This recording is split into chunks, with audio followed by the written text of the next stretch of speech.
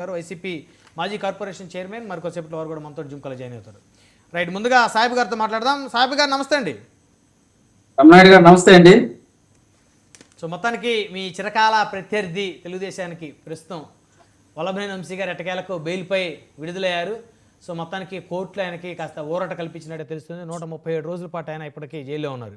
So ఆయనతోపాటు Nandigam Suresh గారికి కూడా bail ఇచ్చినట్టు తెలుస్తూ ఉంది. అదేవిధంగా మీరు నెల్లూరులో మరి జగన్మోహన్ రెడ్డి గారి పర్యటనకు సంబంధించి మరి ఆ పర్యటనకి అనుమతి ఇవ్వాలంటూ మరి వైఎస్ఆర్ కాంగ్రెస్ పార్టీ హైకోర్టులో పిటిషన్ కూడా వేసింది. సో మొత్తానికి కోర్టులు వైసీపీకి కాస్త ఉపశమనాన్ని కలిగిస్తున్నాయని అయితే మనం అనుకోవచ్చా? రమణాయుడు గారు, తమరికి ప్యానెల్లో ఉన్నటువంటి పెద్దలు చందు సాంబశివరావు గారికి, మిత్రులు రవికిరణ్ గారికి, అదేవిధంగా వీక్షకులందరికీ కూడా శుభ సాయంకాలం అండి. మీరు ఇంట్రోలో చెప్పుకుంటూ వచ్చారు న్యాయస్థానాలు ఊరట కలిగిస్తున్నాయా అని చెప్పి. న్యాయస్థానాలు ఊరట కలిగించడం కాదండి, అక్కడ ఉన్నటువంటి ఆ డాక్యుమెంట్స్ అదేవిధంగా ఇన్వెస్టిగేషన్ ఆధారంగా బెయిల్ ఇయ్యాలా వద్దా అనేది ఆలోచిస్తాయి. ఇందాక మీరు సుప్రీంకోర్టు కూడా బెయిల్ ఇచ్చేసిందని అంటున్నారు. సుప్రీంకోర్టు 17వ తారీఖు వాయిదా వేసింది. అప్పటిదాకా ఎటువంటి కింది కోర్టు ఇచ్చినటువంటి ఆదేశాలు జారీలోకి వస్తాయి.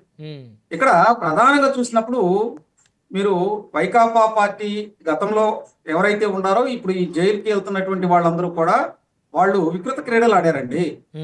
మీరు చూడొచ్చు, నందిగం సురేష్ ఆయన తక్కువ తిన్నాడా?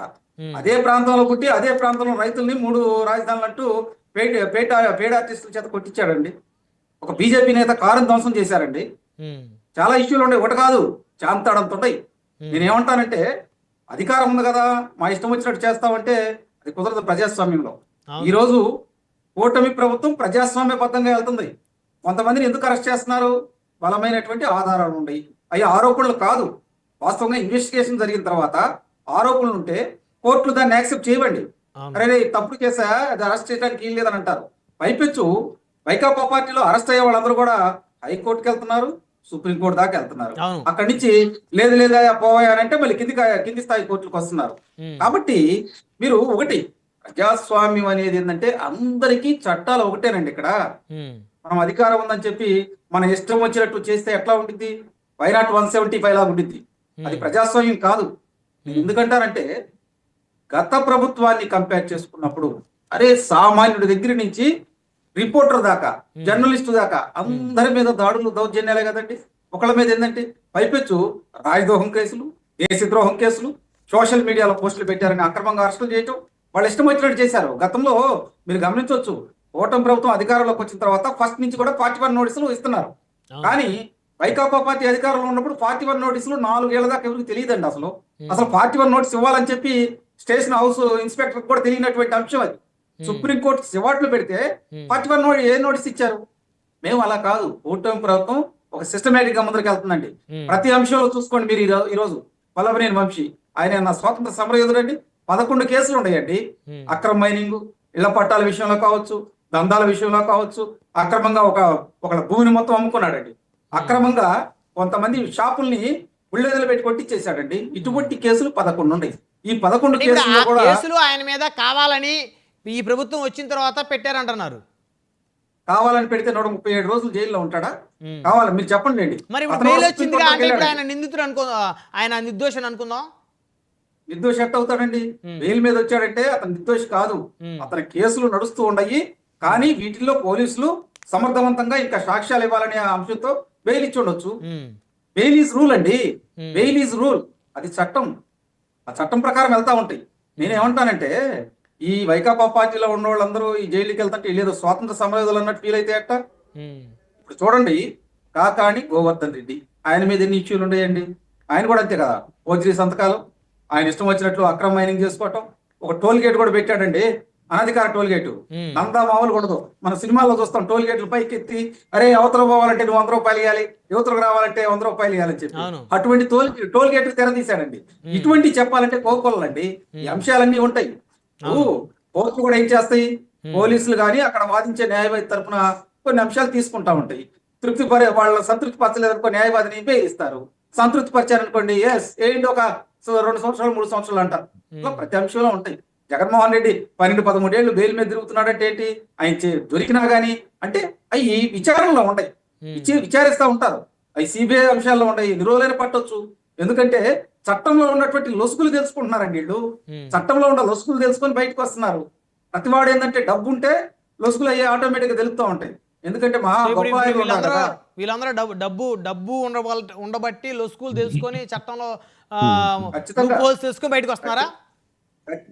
ఖచ్చితంగా వస్తున్నారు. నేను కొన్ని ఉదాహరణలు కూడా చెప్పగలను. జగన్మోహన్ రెడ్డి గారు ఏ విధంగా ఉంటాడండి అన్ని సంవత్సరాల బెయిల్ మీద? కాదండి.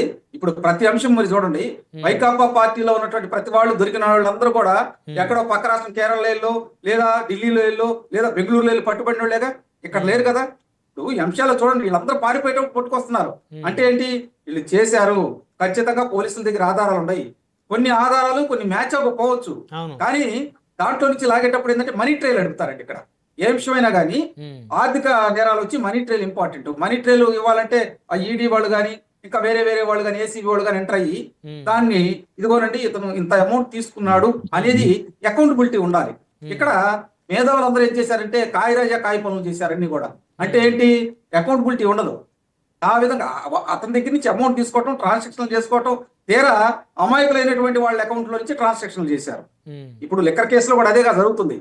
అసలు వాడు బయటికి రాలా, అమాయకుల చుట్టుపక్కల వాళ్ళందరూ ఏంది వాళ్ళ దగ్గర ట్రాన్సాక్షన్లు దొరికినాయి. వాళ్ళ కేవైసీలు, బ్యాంక్ పాస్బుక్లు ఇవన్నీ బయట తీసినప్పుడు కోట్ల రూపాయలు ట్రాన్సాక్షన్ జరిగినట్టుండే. అరే నీకు ఇన్ని డబ్బులు ఎక్కడేరా అంటే నాకు తెలియదు అంటున్నారు, మేము మర్చిపోయామంటున్నారు. చివరికి ఎలా ఉందంటే వైకాపా వాళ్ళు వాళ్ళ ఫోటో వాళ్ళకి చూపిస్తే అరే ఈ ఫోటో అది కాదండి, భలే వాళ్ళు ఏఐలో చేశారండి, నా ఫోటో కాదు అంటున్నారండి. ఆ విధంగా ప్రతి అంశం ఉంది. కోర్టులో ఉండేటువంటి ఎలా ఉంటాయంటే మనం ఆడు మర్డర్ చేశాడా చేయలేదని కాదు, సాక్ష్యాధారాలు ప్రెజెంట్ చేయాలండి. చెప్పాలి ఇక్కడికి వచ్చి ఇది పరిస్థితి అని. వల్లభనేని వంశీ విషయంలో కావచ్చు, నందిగం సురేష్ విషయంలో కావచ్చు, ఇంకా మిగిలిన వాళ్ళ కోర్టుల విషయాల్లో కావచ్చు, కొన్ని విషయాలు లేట్ అవ్వచ్చు కానీ ఖచ్చితంగా వాళ్ళకి చట్టపరమైనటువంటి శిక్షలు పడతాయండి. ఇక్కడ ఇప్పుడు వంశీ గారు ఇప్పుడు బెయిల్ వచ్చినప్పుడు కూడా శిక్ష పడుతుంది అంటారు, ఆ హోప్ ఉంది మీకు? అంటే షరతులతో కూడిన బెయిల్ ఇచ్చారండి ఇక్కడ, అది గమనించాలి మీరు. 2 పూచీకత్తులు, లక్ష రూపాయలు పెట్టి 2 పూచీకత్తులు. ప్రతి బుధవారం శుక్రవారం అతనికి పోలీస్ స్టేషన్కి వెళ్ళి విచారణకి వెళ్ళాలి. అంటే షరతులతో కూడుకున్న బెయిల్ అంటే అదేదో ఊరకే ఇచ్చేయటం కాదు. అలాగే ప్రతి అంశం ఉండిద్దండి, ప్రతి అంశం నేను చెప్పేది. కాబట్టి కోర్టులు కూడా ఏంటంటే వాళ్ళు కొంత ఆలోచన విధానంతో వెళ్తారు. 137 రోజులు ఉన్నాడు కాబట్టి హ్యుమానిటీ బేస్డ్ మీద అతను ఆరోగ్యం కూడా బాగోలేదని చూసారేమో, హ్యుమానిటీ బేస్డ్ కూడా ఉంటుంది కదా అక్కడ. ఇవన్నీ తీసుకొని పూచీకత్తులతో కొన్ని షరతులతో కూడినటువంటి బెయిల్ ఇలా సుప్రీంకోర్టుకి వెళ్ళాం మేము. వాస్తవంగా గవర్నమెంట్ వెళ్తే 17వ తారీఖు తర్వాత చూద్దాం, 17 దాకా వెయిట్ చేయమన్నారు. అంటే ఏంటి? అక్కడ నడుస్తుంది ఇష్యూ. అక్కడ కానీ బెయిల్ రద్దని వచ్చింది అనుకోండి, మళ్ళీ లోనికి వెళ్తారు. అది పరిస్థితి. రైట్ మాట్లాడదాం. మనతోటి జనసేన పార్టీ చందు సాంబశివరావు గారు ఉన్నారు.